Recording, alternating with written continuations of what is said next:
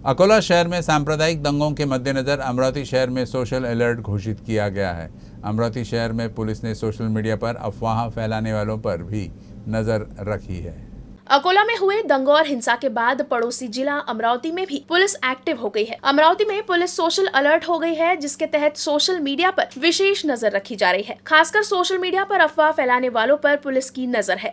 अमरावती शहरातील सर्व नागरिकांना आवाहन करण्यात येत आहे की सोशल मीडिया पोस्टमध्ये हाताळताना सोशल मीडियामध्ये कोणतेही आक्षेपार्ह व्हिडिओ आला किंवा कुठल्याही प्रकारची व्हिडिओ आहे ज्याची तुम्हाला माहिती नाही की हे व्हिडिओ खरा आहे किंवा खोटा आहे, अशा फेक व्हिडिओ कोणी फॉरवर्ड करू नये।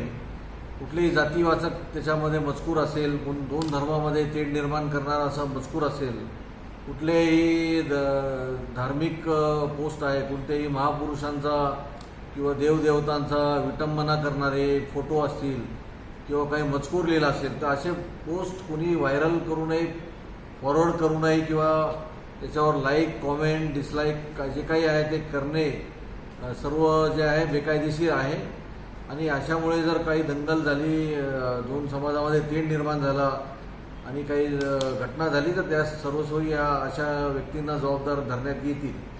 अशा व्यक्तींना विनंती आहे, सूचना आहे, कायदेशीर नोटीस पण आहे की त्यांनी कुठलेही असे पोस्ट फॉरवर्ड करू नये। आणि अशी जर कोणी पोस्ट पाहिली ऑनलाईन तर कोणाची तक्रार असेल तर त्यांनी पोलीस स्टेशनला येऊन संपर्क साधावा। पोलीस स्टेशन त्याच्यावर कारवाई करतील, पोलीसमध्ये गुन्हा दाखल होईल, कारवाई होईल। पण कोणीही अशा पोस्टच्या वरून कायदा व सुव्यवस्था हातात घेऊ नये किंवा कायदा हातात घेऊन जे आहे कायदा व सुव्यवस्थेचा प्रश्न निर्माण करू नये, असे पोलीस अमरावती पोलीस आयुक्तालयातर्फे मी सर्व जनतेला आवाहन करत आहे। किसी भी जाति, धर्म, संप्रदाय के लोगों की भावना को ठेस पहुंचाने वालों पर तुरंत कार्रवाई की जाएगी। इसलिए पुलिस ने लोगों से अपील की है कि कोई भी अफवाह ना फैलाए। अकोला येथे झालेल्या घटनेच्या पार्श्वभूमीवर अमरावती ग्रामीणमध्ये पुरेसा बंदोबस्त नेमण्यात आलेला आहे। अमरावती ग्रामीण मधल्या सर्व नागरिकांना माझे असे आवाहन राहील, कोणत्याही काही सोशल मीडियावर काही आक्षेपार्ह पोस्ट आल्या त्याच्यावर विश्वास ठेवू नका आणि त्या पोस्टच्या आधारे कोणतीही आपण भूमिका घेऊ नका। काही जर आपल्याला याबाबत प्रश्न विचारायचे असतील किंवा काही आपल्या मनात शंका असतील तर नजीकच्या पोलीस स्टेशनला संपर्क करा किंवा पोलीस कंट्रोल रूमशी संपर्क करा किंवा अमरावती पोलिसांच्या ग्रामीण पोलिसांच्या वेबसाईटवर तशी आपण विचारणा करू शकता।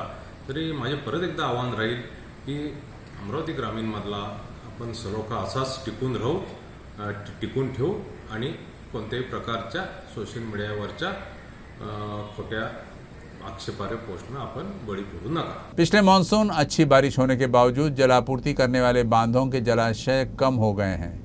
अमरावती शहर को पानी सप्लाई करने वाले अपर वर्धा डैम में फिलहाल 46% पानी का स्टोरेज बचा है।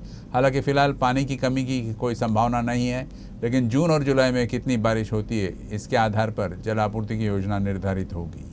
अगर इस बार बारिश के आने में देरी हुई तो कई शहरों में पानी की कटौती की नौबत आ सकती है। इन दिनों पारा चढ़ने लगा है, जिससे अमरावती विभाग में सभी प्रमुख मध्यम और लघु सिंचाई परियोजनाओं में 43% जल संग्रह है। अमरावती विभाग में कुल 10 प्रमुख परियोजनाओं में वर्तमान में 1097 मिलियन क्यूबिक मीटर यानी कि 46.42% जल भंडारण है। पिछले साल इसी अवधि में ये 47.9% था। विभाग की 25 मध्यम परियोजनाओं में वर्तमान में 46.48% जल संग्रह है। पिछले साल ये 39.72% था। कुल मिलाकर 227 मिनी परियोजनाओं में 29.11% पानी रिजर्व बचा है। मई का महीना आते ही नागरिकों को पानी की किल्लत की चिंता सताने लगती है। पिछले साल बारिश अच्छी हुई थी और अमरावती विभाग के सभी शहरों को पानी की आपूर्ति करने वाले बांध लबालब भर गए थे। अक्टूबर के अंत तक बांधों में 97% पानी का भंडारण हो गया था। ऐसा लगा कि एक साल में पानी की चिंता दूर हो गई। हालांकि अब मई के मध्य में जलाशयों में पानी का स्टोरेज घटकर 43% रह गया है। अब मानसून के शुरू होने तक इसी पानी पर निर्भर रहना पड़ेगा। पिछले साल इस समय 40% पानी रिजर्व रह गया था। अमरावती विभाग में 10 प्रमुख परियोजनाएं हैं, जिनमें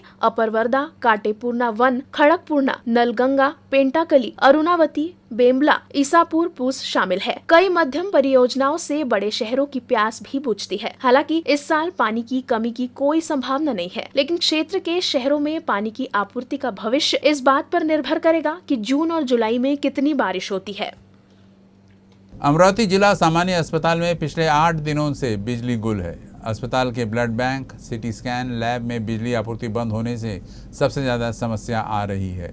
बिजली नहीं रहने से ब्लड बैंक में लगातार फ्रिज बंद है, जिससे ब्लड बैंक में रखे ब्लड के खराब होने का खतरा है। एक दाता द्वारा रक्तदान करने के बाद इसे खराब होने से बचाने के लिए तुरंत एक फ्रीजर में रखा जाता है। लाल कोशिकाओं को फ्रीजर में 6 डिग्री सेल्सियस पर 4 से 5 सप्ताह तक रखा जा सकता है, लेकिन यदि फ्रीजर बंद कर दिया जाए तो लगभग 30 मिनट के बाद लाल कोशिकाएं खराब होने लगती है। इसीलिए ब्लड बैंक विभाग में रक्त को सुरक्षित रखने के लिए बिजली गुल होने की स्थिति में जनरेटर की सुविधा होना आवश्यक है, लेकिन जिला सामान्य अस्पताल के ब्लड बैंक में अभी तक जनरेटर नहीं लगा है। इसीलिए अस्पताल में बार बार बिजली कटने से फ्रीजर में रखे ब्लड के खराब होने की भी संभावना रहती है। स्थिति ये है कि अस्पताल में बिजली की कमी के कारण कुछ सर्जरी भी टाल दी गई।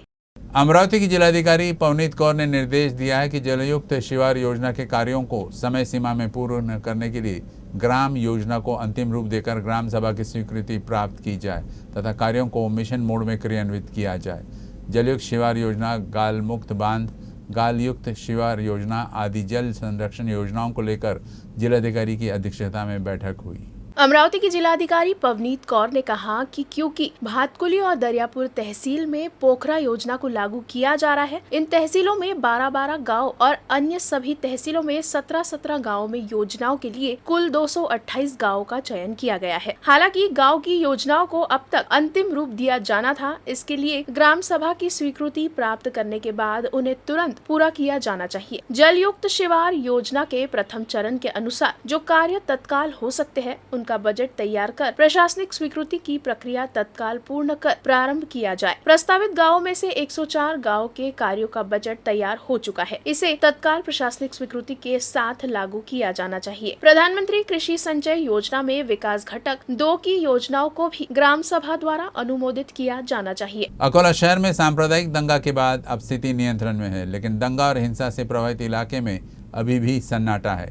मंगलवार की सुबह पुलिस ने रूट मार्च निकालकर स्थिति का जायजा लिया और नागरिकों से शांति बनाए रखने की अपील की। सोशल मीडिया पर एक मैसेज को लेकर अकोला में दंगे जैसे हालात पैदा हो गए थे। अकोला शहर के जूने शहर इलाके के हरिहरपेट, अक्कलकोट और जय हिंद चौक पर जमकर पथराव और आगजनी हुई थी। इस हिंसा में एक व्यक्ति की जान भी चली गई थी, जिसके बाद पूरे इलाके में पुलिस ने धारा 144 लगाने के बाद स्थिति पर काबू पाया। फिलहाल तो स्थिति नियंत्रण में है, लेकिन परिसर में दुकान और अन्य व्यावसायिक प्रतिष्ठान बंद ही है। इस बीच मंगलवार की सुबह पुलिस ने संवेदनशील इलाकों में रूट मार्च किया। दंगा प्रभावित क्षेत्र से निकाले गए रूट मार्च में पुलिस अधीक्षक और अन्य वरिष्ठ अधिकारी समेत एसआरपी की एक कंपनी, आरसीपी की 3 पलटून और अन्य पुलिसकर्मी भी शामिल थे। पुलिस ने एक बार फिर से नागरिकों से शांति बनाए रखने की अपील की है।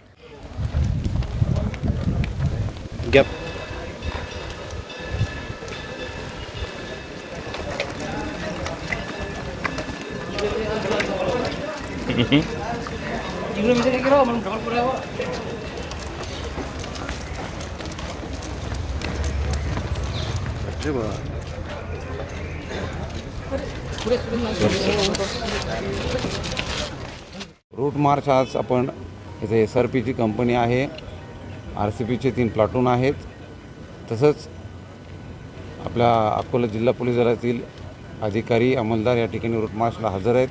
आम्ही स्वतः त्या रूट मार्चमध्ये सहभागी झालेलो आहोत। शहराच्या सर्व प्रमुख भागातून, संवेदनशील एरियातून हा रूट मार्च निघतोय।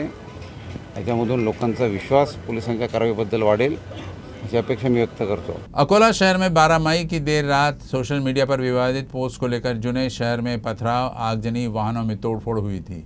इस दंगा के बाद पुलिस ने करीब 101 लोगों को गिरफ्तार किया है और 30 आरोपियों को 19 मई तक पुलिस हिरासत में भेज दिया।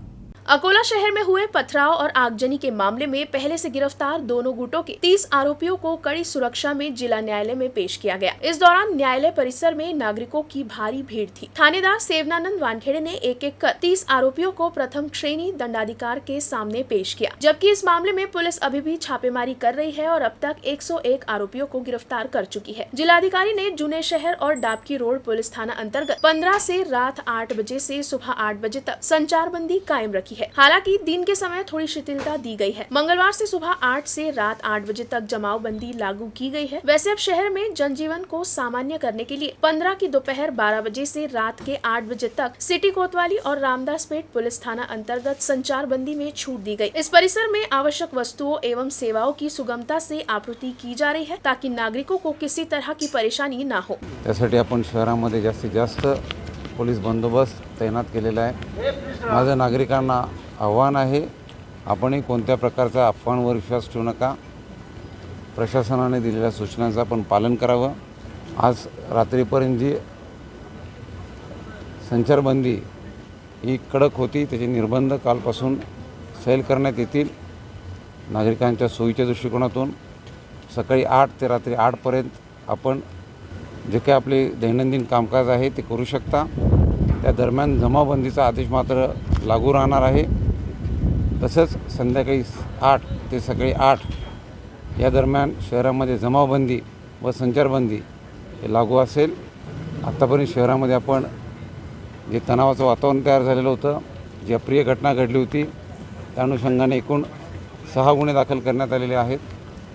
2 गुन्हे हे रामदासपेठ पोलीस स्टेशन आणि 4 गुन्हे हे जुने शहर पोलीस स्टेशन दाखल आहेत।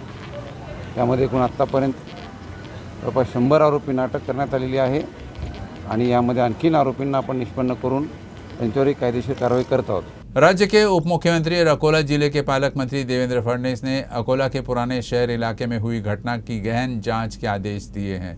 राज्य के ग्रामीण विकास मंत्री गिरीश महाजन ने बताया कि इस घटना में दोषियों के खिलाफ सख्त कार्रवाई की जाएगी।